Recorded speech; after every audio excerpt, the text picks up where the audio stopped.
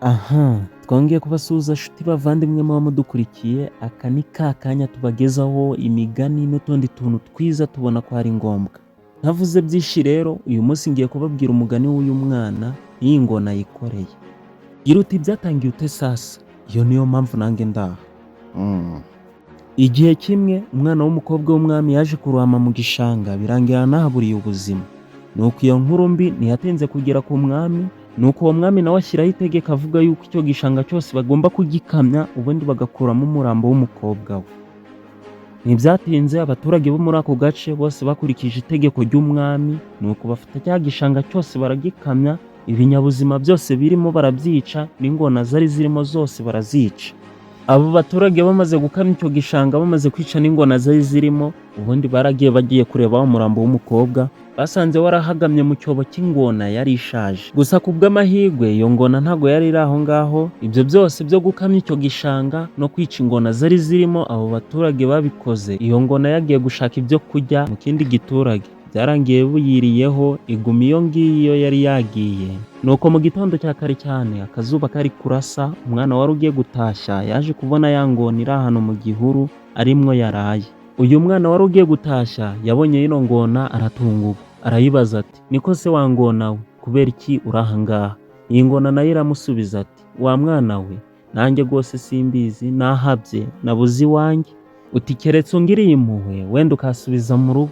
Uwo mwana nawe adaciye ku ruhande yabwiye yino ngona yuko nta mazi agihari, ko igishanga cyose bagikamije kandi bakica n'ingona zose zari zirimo, mbega nta mutekano uhari. Ino ngona yarabyumvishe, isaba uno mwana ko ayigiriye impuhwe yayifata akayijyana ahantu hari uruzi, kubera ko itabasha kubaho igihe kirekire itari mu mazi. Uko niko byaje kugenda. Uyu mwana yari afite umutima mwiza, yafashe ikirago afata na ya ngona ayizingiramo, arazirika neza, ubundi ashyira ku mutwe atangira kugenda.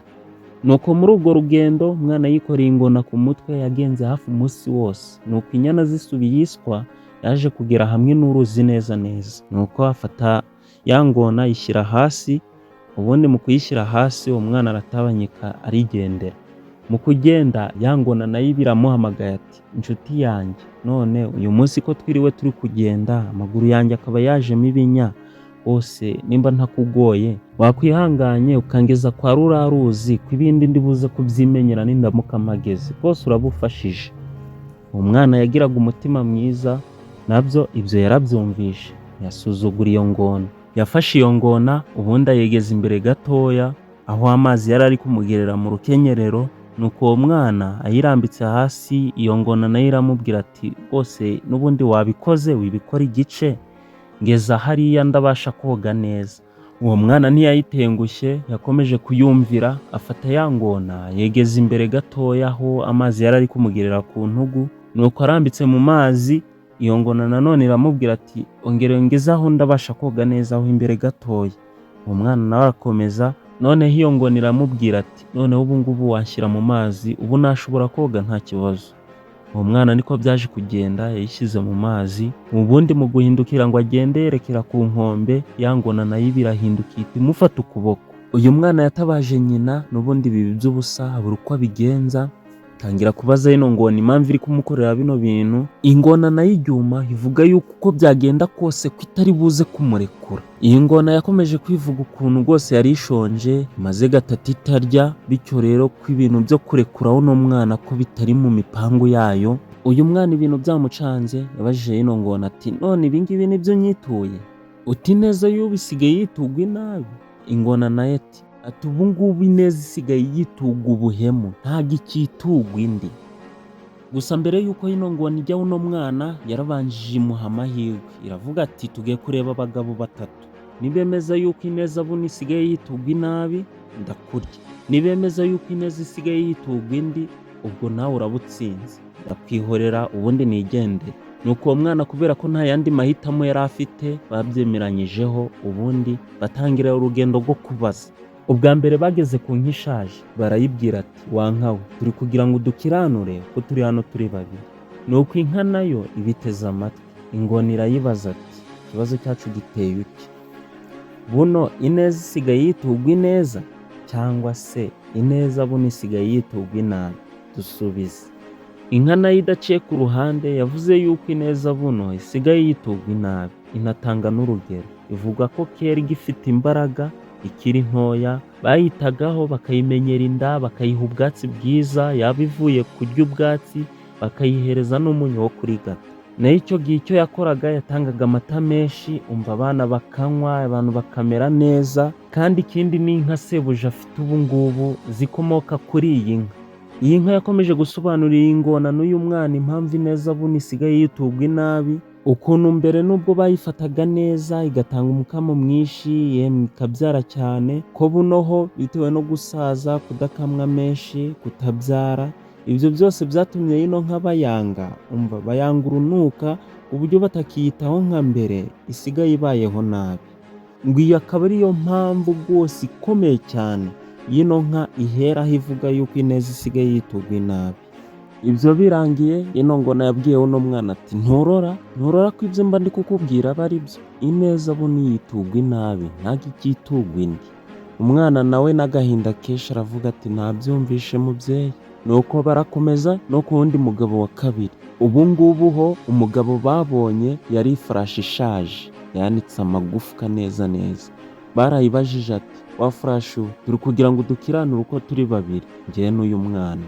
Ifarashi nayo ibatega amatwi, ingona itangira kuyibaza ati niko se wa farashi we uroye buno ineza isigaye yitugwa ineza cyangwa ineza isigaye yitugwa inabi?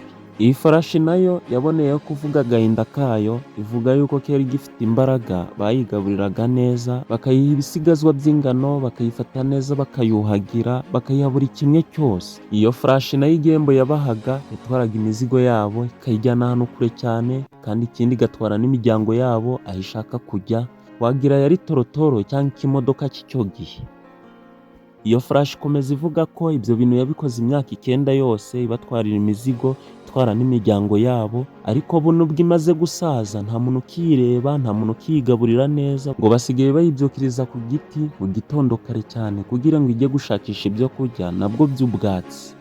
Nuko ino farashi irangije kuvuga agahinda yahuye nako, akomeje ishimangira yuko buno ineza isigaye yitugwa inabi. Murumva ko yano matungo amaze kurambirwa ibintu mugenda muyakorera, mukayafata neza mu minsi ya mbere, mukayagaburira neza, ariko mu minsi ya nyuma agamaze gusaza mugatangira mugaterera iyo inka mukabaga ngo irashaje, ifarashi mukajugunya iyo ngo nigishake gipfe, ndetse rimwe na rimwe mukajya muyibyukiriza ku nkoni ngo nijye gushaka ubwatsi. Murumva yuko ako gahinda muzitera, rimwe na rimwe muzaba muri kumwe nazo mu mve bise nk'umugeri w'itaku, ubundi bahita bakujyana muri CHK. Ibyo birangiye ya ngona ishaka kujya wa mwana kubera ko bari babyumvikanye, kandi ikindi abagabo bose bakaba bari kuvuga yuko ineza isigaye yitugwa inabi. Gusa uyu mwana yabaye ibamba yanga ko bamurya kubera ko hari gusigara umugabo wa gatatu. Ibyo byatumye ino ngona itarya uno mwana, ahubwo bajya gushaka uwundi mugabo wa gatatu kugira ngo abyemeze neza. Mu gihe bakiri muri ibyo, Bakame yanyuze nk'aho hakurya igenda isimbagurika, nuko ingona ibirayibonye kubera ko ino ngona yari ishaka kujya uno mwana vuba vuba, ibihamagaye Bakame ati ngo Bakame ngwino hano nkubwire. Nuko Bakame nayo ibiraje, ubundi batangira kuyibaza ati uti Bakame uzi ubwenge kandi uri umuntu mukuru ndabizi, none muri iki gihe ineza isigaye yitugwa ineza cyangwa ineza yitugwa inabi? Dusubize nk'umuntu uzi ubwenge maze udukiranure njye n'uyu mwana. Bakame yatangiye kubyibazaho, yishima mu bwanwa, iratekereza cyane. Bakame nayo ibaza ingona ati niko wangona we, ubu ngubu ushobora kubaza umuntu ufite ubumuga bw'amaso uti natandukanye ibara ry'igisiga niba ari umweru cyangwa umukara? Ingona nayo irahakana ati ibyo bintu ntabwo bibaho, nta n'ahantu byabaye. Noneho Bakame nayo irayibwira ati ngaho nawe ntangirira ukuntu ibintu byatangiye, mbona ukuntu nza kubasubiza naciye ku ruhande. Iyi ngona yatangiye kubwira Bakame ukuntu byose byatangiye, ukuntu uno mwana yayifashije akayikura ahantu mu gihuru yari yaburaniwe yabuze ukuntu itaha. Nuko uyu mwana arayifasha igeza mu ruzi, mu nyuma iza kumwihindukana, iza kumufata ukuboko, niko guhita umwana atabaza. Iyi ngona nayo ishaka kumurya, uyu mwana yarayitakambiye ayibaza n'impamvu igiye kumwitura inabi kandi yo yayikoreye neza. Iyi ngona yabwiye uno mwana yuko ineza itakitugwa indi, ahubwo ineza yitugwa inabi, ndetse bashyiraho n'abagabo bo kubihana. Ari naho bahereye ku nka bakurikizaho ifarashi, none bari bageze no kuri Bakame kugira ino ngona ize kujya uno mwana nta kindi cyaha yicuza. Bakame yumvishe bino bintu ubundi irumigwa, ibwira ingona ati ibi bintu ntago bibaho, ntago uwo mwana yakikorera ingona ngo ayishobore, ibi bintu ntago bishoboka. Nuko ingona ishaka kubimwemeza, atangira kuvuga ati nyamara Bakame ibyo bintu byabaye. Bakame nawe ati ibyo bintu ntago bishoboka, uri kumbeshya. Uyu mwana nawe agakomeza abwira Bakame ati nyamara byabaye wa mubyeyi we, ukuntu byagenze nafashe ino ngona nyihambirira mu kirago, ubundi ndangije ndayikorera nyishyira ku mutwe njya kuyiterera mu ruzi, ibyo bintu rwose byabaye wica ku ruhande.